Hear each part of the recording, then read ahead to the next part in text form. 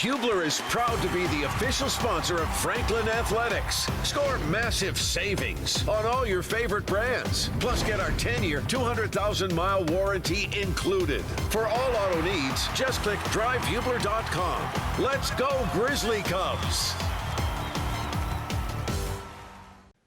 Hey everybody, how's it going? Welcome to the Hubler Automotive Group Coach's Corner. I'm your host, Thomas Crow, and today we're throwing it off a little bit. My co-host, Brian Powers, wasn't able to make it today. But in the studio once again, we have our head coach, Coach Coll. Thomas, good to see you again. Thanks for having me. Yep, thanks for stopping by. So, Coach, after the 63-6 defeat of Shelbyville, just tell me how you think the game went. Well, obviously I think we played hard and we played pretty well, executed pretty well. Pleased with the outcome, pleased with the effort. Yeah, I agree. I mean, I think anytime you beat a team 60-6, no matter the opponent, you got to be happy with a win. Sure.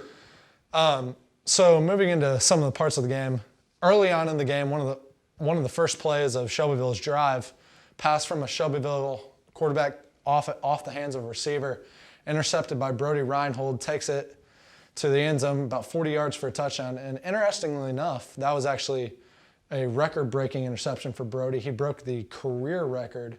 Of course, the stats are only from 2000 and beyond, but still a very cool record to have broken. Yeah, we do have a little bit of an incomplete record book, and we're working to update that and get things going. But Brody has had a knack for that throughout his career here. He's a very good athlete, has very good anticipation, and you could see it on that play as he broke on the ball and finished it off with a run to the end zone. Mm-hmm.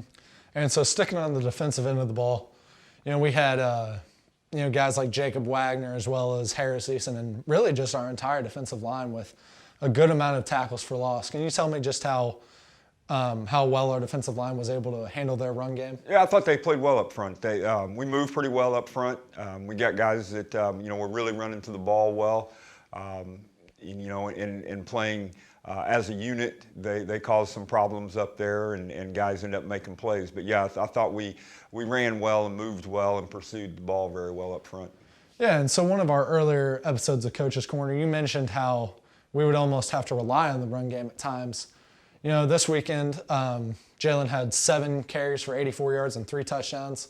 Our offensive line did a very good job of getting him some good blocks, but something that I saw up in the booth that was very impressive to me was some of our downfield blocking as receivers such as Max Lancer and Carson Hunter. Yeah, absolutely. It's something we work on, something Coach Martin preaches and instills in his guys. Our offensive line gets Jalen started, and then oftentimes, as you can see Friday night, bigger plays happen when those guys block downfield. It's something that we emphasize and something Coach Martin does a great job with his guys at receiver. Yeah. And another great aspect of the game Friday night was our special teams. Nick Woods didn't miss a PAT all night, which at a high school level is a very impressive feat.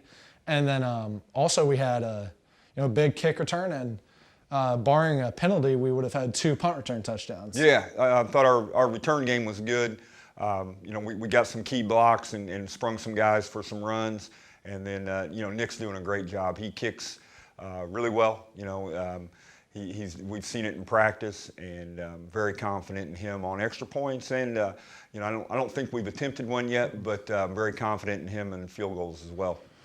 Yeah, so after a big win like that, what you have to do is you got to put it behind you and you got to move on. So putting Shelbyville behind us, how are we preparing and looking forward to Perry Meridian come Friday night? Well, we'll see. It's still early in the week. It's a big week, a critical week for us as we enter conference play, and whether or not we're going to continue to move forward, continue to develop. Like every week, it's a big week, but especially coming off of the first 2 non-conference games, heading into our conference schedule with Perry at home. This practice week and how we handle it and the things we get done this week, Monday through Thursday, are very important to us. Yeah, so as Coach said, a good chance to get a first win in the Mid-State Conference against Perry Meridian. We have our band senior night on Friday as well. Once again, you can watch the broadcast of the stream football game at IHSAA franklinTV.org, and you just have to make an account for the Franklin game. Coach, you got any more final words for this week's episode? No, just looking to keep developing and keep moving forward. And Perry presents some challenges, personnel. Coach Cooper up there, coming over from Indian Creek where he had a lot of success.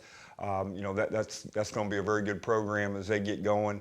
And we need to have a good week of practice, and we need to go out and execute on Friday night. Yeah. Well, I know you're a very, very busy guy. I know you spend a lot of your time, working on film, working on schemes and stuff. So I appreciate you stopping by once again. We're always happy to have you on here, and we wish you the best of luck come Friday. Thank you very much. Appreciate being here. Yep. For our head football coach, Coach Coll, I'm your host, Thomas Crow, and this has been your Hubler Automotive Group Coach's Corner.